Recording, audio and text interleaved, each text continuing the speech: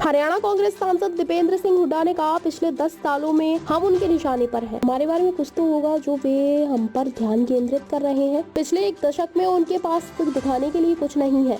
10 साल बाद भी अगर उन्हें राज्य में आकर हुड्डा साहब और हम पर सवाल करना पड़ रहा है तो यह उनकी हताशा को दर्शाता है। वे अपनी कोई उपलब्धि पेश किए बिना कांग्रेस की राजनीति और हुड्डा साहब पर निशाना साध रहे हैं।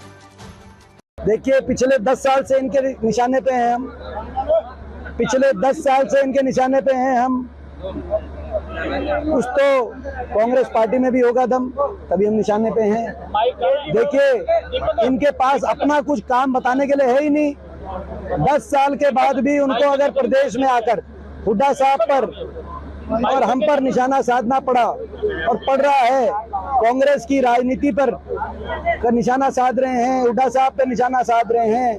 10 साल के अपने काम नहीं बता रहे, अपने कारनामे नहीं बता रहे। 10 साल में हरियाणा का भट्टा क्यों बैठा, ये बताए बीजेपी। 10 साल में हर आदमी दुखी क्यों हुआ, ये बताए बीजेपी। लेकिन 10 साल के बाद भी हरियाणा आते हैं तो कश्मीर की बात करके उसके बाद कांग्रेस पार्टी और हुड्डा साहब पे निशाना साधते हैं।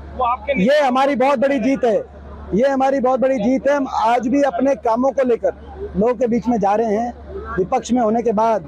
और वो 10 साल सत्ता में होके उनके कामों का प्रतीक तो ये है कि 10 साल के जो उनके मुख्यमंत्री थे उनको बीजेपी को मुख्यमंत्री का चेहरा ही बदलना पड़ गया। ये प्रतीक है उनके कामों का। हरियाणा कितना नुकसान हो गया होगा इन 10 साल में, आप अंदाजा लगाएं।